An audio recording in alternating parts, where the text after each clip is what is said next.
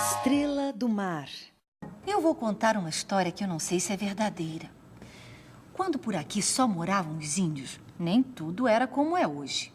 Mas uma coisa era igual. Quando era dia, o sol era o rei do céu. Só ele podia passear de um lado para o outro. E quando o sol estava no meio do seu passeio, as pessoas sabiam que o dia estava no meio, porque o sol era muito demorado. Levava o dia inteiro para passear. E o sol era um rei muito severo. Quando se zangava, fazia tudo esquentar. E se ficava mesmo bravo, ele queimava a pele das pessoas e dos bichos que se esqueciam de se esconder. E ainda secava todas as folhas. Quando o sol ia lá para o outro lado para descansar, era a vez da lua passear. E a lua não fazia sempre o mesmo caminho. Ela era a rainha da noite. E assim como o sol mandava calor para a terra e era dono da luz que iluminava os caminhos, a lua regia as águas, fazia os mares subirem e descerem. E o mar formava as ondas. As ondas quebravam na areia das praias e recuavam. Uma noite, uma das estrelinhas brincalhonas dançando pelo céu foi conversar com a lua e disse: "Rainha, rainha, eu queria tanto conhecer o dia." E a lua falou: "Não pode de jeito nenhum. O sol não vai deixar." Então, a estrelinha fingiu que se esqueceu dessa ideia. Mas quando a noite começou a acabar e a lua e as estrelas foram se retirando do céu, a estrelinha se escondeu atrás de uma nuvem. E o sol entrou no céu. E foi clareando tudo com o seu brilho. E foi passeando, passeando. De repente, a nuvem que estava escondendo a estrela se derreteu toda em chuva.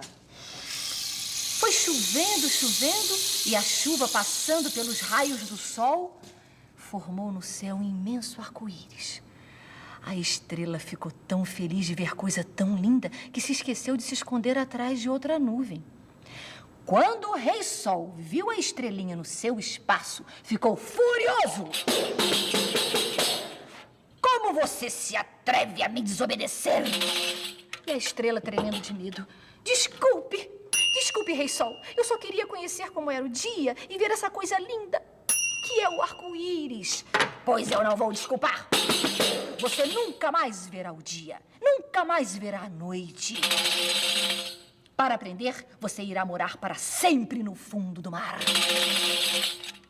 E nesse mesmo instante, a estrela caiu do céu,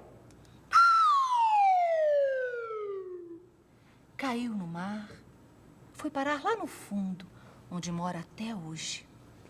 E foi assim que nasceu a Estrela do Mar. Cá para nós. Me contaram que a estrela do mar vive feliz e contente, porque além de conhecer as profundezas do oceano, ela pega carona com as ondas e na praia à noite conversa com a lua e as estrelas. E de dia ri da cara do sol, que não pode fazer nada para impedir que ela assista seu passeio. E ainda espia quando o Rei Sol desenha um arco-íris no céu. O conjunto musical. Essa história quem me contou foi o próprio sertanejo, que morava sozinho numa casinha que ele mesmo tinha construído lá no alto da serra. Sua vida era simples como a das pessoas da roça. De casa para o campo, passando o dia inteiro com a enxada na mão. E de noite, do campo para casa. Antes de dormir, depois de jantar, ele pegava sua violinha e tocava e cantava sob o céu estrelado até o sono chegar. Numa noite, estava ali o sertanejo tocando sua viola. Quando ia abrir a boca para cantar, ele escutou um ruído. O sertanejo parou de tocar e o ruído também parou. O sertanejo voltou a tocar e o ruído voltou. Desta vez, o sertanejo não se deu por satisfeito. Procura que procura, ele encontrou. Quem estava fazendo aquele ruído só podia ser uma aranha que estava ali bem pertinho dele. Então, o sertanejo pegou uma vassoura para espantar a aranha, mas ela deu um pulo e fugiu por uma fresta das tábuas do chão da casinha. bocejou, guardou a viola e foi dormir. No dia seguinte, lá estava o sertanejo tocando lá, lá, lá, lá, lá, lá, lá, e a aranha. Mas dessa vez, o sertanejo não quis parar para poder pegar a aranha desprevenida. Só que ele começou a notar que o ruído que a aranha fazia não era um ruído qualquer, não. Era um som especial que acompanhava muito bem o som que ele estava tirando da viola. Estava, assim, perfeitamente no ritmo certinho. Aí ele deixou a aranha em paz, começou a tocar acompanhado pela aranha e até riu gostoso e falou: "Ei, que coisa doida, Su! Quando é que eu ia imaginar que eu ia conseguir uma acompanhante para mim?" Eita! E começou a tocar, acompanhado pela aranha. Antes de dormir, ele ainda falou: "Boa noite, hein, minha parceira?" Na noite seguinte, lá estava o sertanejo tocando junto com a aranha, quando ouviu um outro som.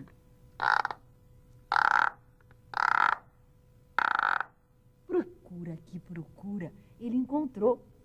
Era um sapo que também estava fazendo um som, acompanhando a música que eles estavam tocando. O sertanejo gostou e antes de dormir ainda falou: "Boa noite, parceiros!" Na noite seguinte, lá estava o sertanejo, a aranha e o sapo tocando uma moda, quando aparece uma cigarra. E quando o sertanejo achou que a trupe já estava completa, veio vindo lá de trás do cercado um pato, dançando e entrando no compasso. É verdade. E o sertanejo me conta que até hoje suas noites não são mais solitárias. Porque antes de guardar sua viola e dormir, ele toca e canta sob o céu estrelado com o seu conjunto musical. E lê, lê, lê, lê, lê, lê, lê, lê, lê. Lê, lê, lê, lê, lê, lê, lê, lê, lê, lê, lê, lê, lê, lê, lê. Lê, lê, lê, lê, lê, lê, lê, lê, lê. Lê, lê, lê, lê, lê, lê, lê, lê. A onça e a cutia. Esta história aconteceu no tempo em que os bichos falavam. Estava a cutia comendo mandioca na beira de um rio, quando ela pensou e disse assim: eu tô tão cansada dessa vida de corre pra cá, corre pra lá. Quando não é uma onça atrás de mim, é um caçador. Sabe o que eu vou fazer? Vou construir uma casa pra mim. Então, ela limpou o terreno que tinha escolhido para fazer a casa, deu um assovio de satisfação e foi embora. De noite, chegou a onça, que depois de beber água, pensou e disse assim: eu tô tão cansada de correr atrás de caça. Eu acho que eu vou construir uma casa nesse terreno tão limpinho. Aí eu fico escondida na casa. Quando chegar o bicho beber água assim, eu dou o bote. Então ela juntou os galhos para fazer as paredes da casa, deu um assovio de satisfação e foi embora. No dia seguinte, quando a cutia chegou e viu os galhos, ela pensou: Tupã tá me ajudando, minha casa vai ficar pronta rapidinho. Tupã é o deus dos índios e naquele tempo era dos bichos também. Então a cutia pegou folhas de bananeira para fazer o telhado da casa, deu um assovio de satisfação e foi embora. Quando a onça chegou e olhou aquelas folhas de bananeira, ela falou: opa, Tupã tá me ajudando, hein? Minha casa vai ficar pronta rapidinho.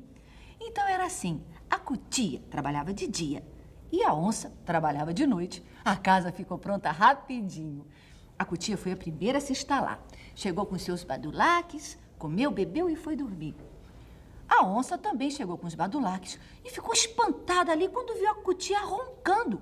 Que história é essa de dormir na minha casa? E a casa é minha, eu construí com a ajuda de Tupã. Eu que construí com a ajuda de Tupã? Discute daqui, discute dali. As duas resolveram morar na casa. Mas a onça comia caça, né? Então, aquela noite ela trouxe um bicho para a cutia cozinhar. E no dia seguinte a onça falou: hoje você que vai caçar. A cutia estava com tanto medo da onça que na verdade foi para o mato, mas para fugir e nunca mais voltar. Mas ela sentiu o cheiro de jaguatirica e viu um tamanduá-bandeira. Então ela teve uma ideia e tratou de colocar a ideia em prática.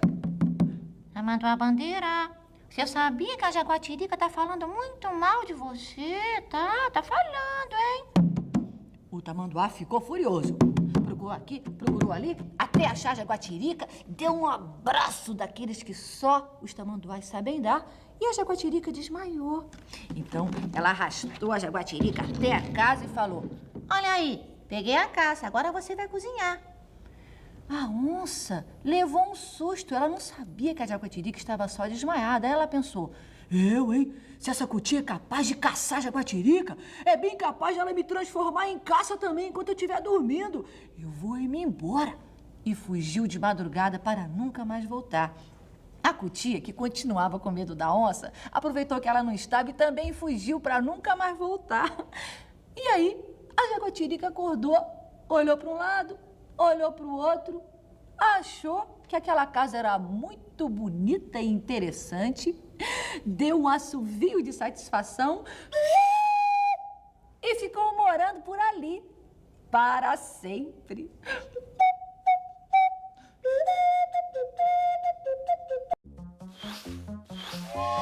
O roubo do fogo. Antigamente, lá na mata, ninguém era dono de nada. A terra era de todos, as plantas, a água, menos o fogo. Os urubus eram donos do fogo.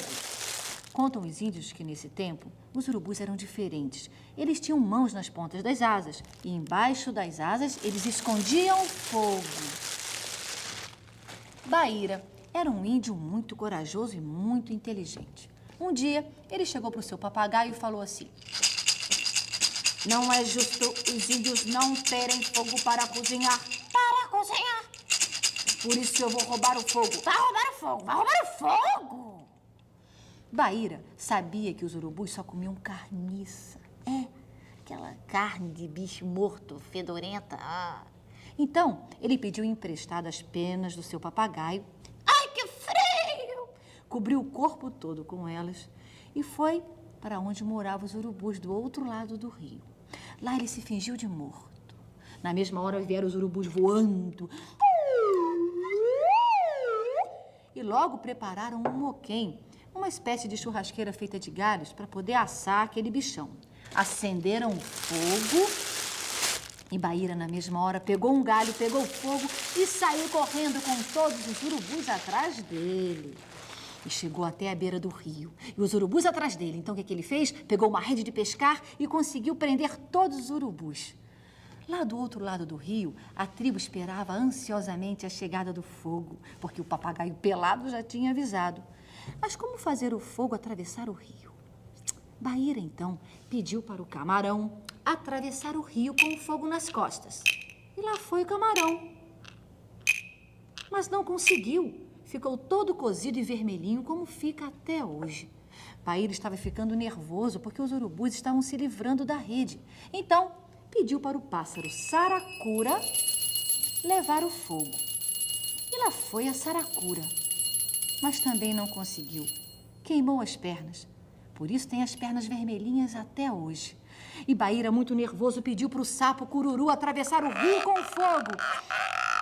E lá foi o sapo. Mas quase chegando do outro lado, ele foi ficando muito cansado. Não conseguia sair da água. Os índios então mergulharam, já estava bem rasinho, tiraram o bichinho da água e pegaram o fogo. E, enquanto isso, Baíra corria o risco de ser atacado pelos urubus. Então, o pajé da tribo queimou umas ervas que explodiram e soltaram uma fumaça de todas as cores. Era uma fumaça mágica. E a fumaça mágica chegou até Baíra. Baíra ficou poderoso e apertou o rio, que ficou tão estreito quanto um riacho, e atravessou com a maior facilidade. Os urubus ficaram com medo de enfrentar a tribo e fugiram. A tribo festejou a noite inteira com um grande churrasco. Abraçaram Baíra, cantavam e dançavam ao som dos tambores. Estavam muito felizes, menos o papagaio, que chegou para Baíra e falou: ei, será que dá para você devolver as minhas penas? O Lago Palaná. Esta história aconteceu há muito tempo, viu? No tempo em que os bichos que moram aqui ainda moravam ali e o mundo não estava muito bem organizado. Nesse tempo, os rios não sabiam como chegar ao mar. Nasciam na serra, iam desembocar numa lagoa ou em outra. Mas um siri muito espertinho ficou sabendo numa conversa que teve com a arara que existia uma lagoa enorme que parecia não ter fim. Esta lagoa ficou sendo conhecida como Lagoa Palaná, que foi o nome que o siri espertinho deu para o que hoje a gente sabe que é o mar. Os índios que moravam perto de onde o siri morava também não conheciam o mar, vejam só, e acreditavam que o mar era uma lagoa grande. E durante muito tempo também chamaram o mar de Lagoa Palaná. Um dia, o siri espertinho cismou que queria conhecer a Lagoa Palaná e perguntou para o rio. Rio, se você é meu amigo, me leve para conhecer a Lagoa Palaná. E o rio respondeu, se você me mostrar o caminho, eu levo sim. E o siri entrou no rio e foi apontando para cá, para lá, e o rio foi indo, foi indo, foi indo. Lá adiante, eles encontraram um polvo, que naquela época morava numa lagoa. Aonde vocês estão indo? Nós vamos conhecer a Lagoa Palaná. Posso ir junto? Pode? E o polvo entrou no rio, e o siri foi apontando o caminho. E o rio foi indo, foi indo, foi indo. Lá adiante, eles encontraram um cação, que morava num lago. Aonde vocês estão indo? Vamos conhecer a Lagoa Palaná. Posso ir junto? Pode? E o cação entrou no rio. E o siri foi apontando para cá, para lá, e o rio foi indo, foi indo, foi indo. Mais adiante, encontraram um sapo que morava num lago. Onde vocês estão indo? Vamos conhecer a Lagoa Palaná. Posso ir junto? Pode? E o sapo também entrou no rio. E o siri foi apontando para cá, para lá, e o rio foi indo, foi indo, foi indo. E tanto foi que acabou chegando na Lagoa Palaná e ficou muito feliz de jogar suas águas lá.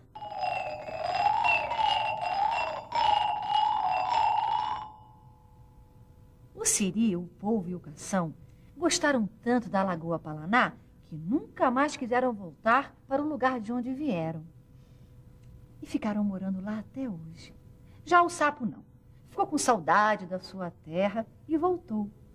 Mas espalhou a novidade e ensinou o caminho para os outros rios, que até hoje vão indo, vão indo, vão indo, vão indo para o mar.